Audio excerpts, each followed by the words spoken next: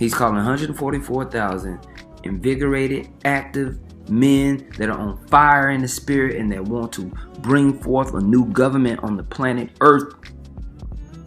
Okay? By Hashem Yahawahshi. You should be excited about that. Okay? This is our duty. Our duty is to open up the minds to the occupation of helping unsealing the elect. That's an active ministry. Yahawah is coming back, man. No, man. You should be up. You should be active. So I wanted to exhort brothers this morning. This is the book of Sirach, chapter 31. I'm going to start up to verse 23. It says, whoso is liberal of his meat, men shall speak well of him, and the report of his good housekeeping will be believed. But against him that is a niggard of his meat, the whole city shall murmur, and the testimonies of his niggardness shall not be doubted of. And there's a lot of things. You got to carry yourself with some type of dignity and discipline, man. Brothers coming to this thing, and the reason why you eat too much, the reason why you drink it too much, the reason why you don't have any discipline in your daily life and in your body and in your mind is because you really are depressed, man. This world has really got you down. You lack self-confidence. You really, your belief is not to where it should be. Your level of faith is not where it should be because you're not supporting it. You're not keeping your mind on it. You're not active in building yourself in the truth, man. Okay? You see, when you do something over and over and over again, you get confident at something. And when you put it to use, that builds courage. Courage is faith in action. Courage is faith in action. Courage is putting the things that you understand and going into a position of where you don't see necessarily outcome, but having a faith that it's going to be okay, man. Having a faith that the Most High is going to give you what you need to get through. And that's a day-to-day thing, man, especially leading up into the time of Jacob's trouble. This truth is the ultimate entrepreneurship. When somebody starts a business, they really leaning out on faith. This is the ultimate entrepreneurship, the building of this spiritual temple. Okay?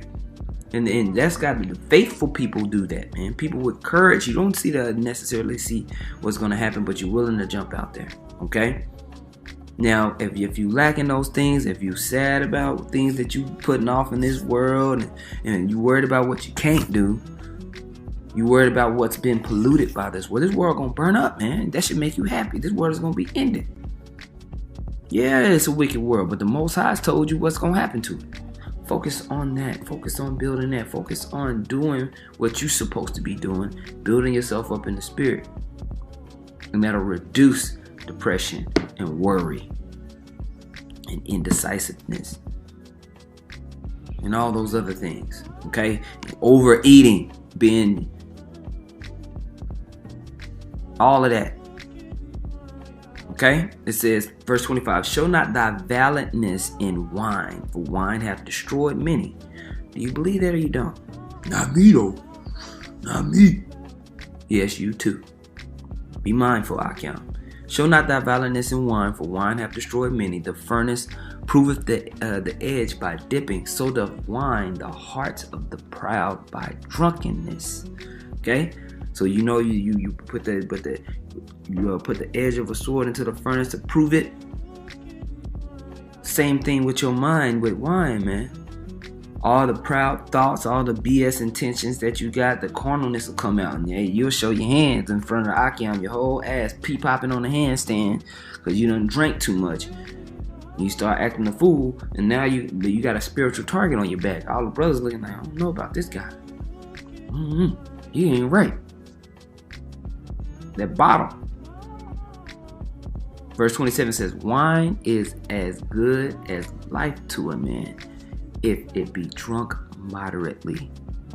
What life is then to a man that is without wine? For it was made to make men glad. Okay? Wine measurably drunk in season bringeth gladness of the heart and cheerfulness of the mind.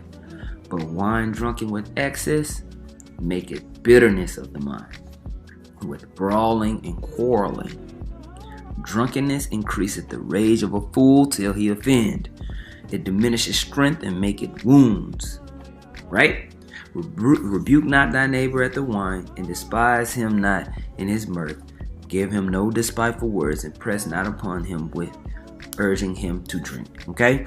So I just want to read about that, man. Brothers, make sure you're not going too hard on the bottle. It should not be a just day-to-day thing. You're drinking yourself to sleep every night. That's a problem. It's a big problem. Okay?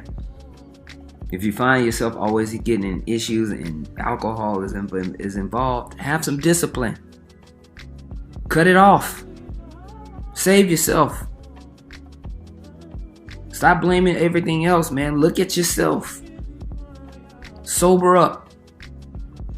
Okay? If you find yourself drinking midday, or you find like you got to go to happy hour after work every single day, that's a problem, man. You need to work more on developing yourself. You should be doing more things that fill up time. You shouldn't be filling your time full of just entertainment, sports, video games, trying to distract yourself, TV. Grow yourself, man. Grow yourself. The Most High has given us the tools, has shown you things through the scriptures. Be active in it. Okay? So I just wanted to bring that out, man. Call halal, Yahawah, Ba'ashem, Yahawah, Ba'ashem, Makakadash. Double honor to the apostles and elders, a great millstone. Much peace, love, and salutations to Yaki. I'm out there pushing the word of sincerity and truth. Hey, shalom.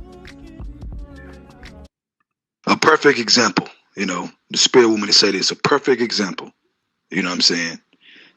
It's not unlawful to play a video game. Okay? But just because a brother tell you, hey man, maybe you should cut that off, the video games, that don't mean you can't play the video game. Just put it in its proper order, man. When it comes to putting your Yahawah and Yahawah first. When it comes to women, okay, and something is said. Nobody's saying you can't have women, man. Nobody can't say you can't. Nobody's saying that you can't have more than one. But what we're going to tell you is that it's best to have one. And if you can pull off having none, hey, man, that's the best thing to do. If you can pull it off. Every man is different in that area. But that does not change the message. It's not about control. Brother, how many women you got? You got 2, brother. No, brother. Now you, raise your hand. Who got 3 women? That's not what it's about, man. Don't be simple-minded. That's not what it's about, man. Okay? What it's about is the scriptures say, those who have wives be as though you have none. So we're man. We're going to do our thing. We say woman, man. Most likely we're going to get the number. But it does not change the truth, and it does not change the message that needs to be pushed. Okay? We got to put our energy towards Yahawah Shai and much more energy. And it's going to take to trim things off. I'm talking about both things off. Things that are unlawful that you're doing. Okay? Period, man. Things that are not expedient. Okay? That are not unlawful that you're doing. All right? Point blank, period, man. You got to understand the difference. You got to understand that within this proper balance, man, and not get emotional. Just take the advice.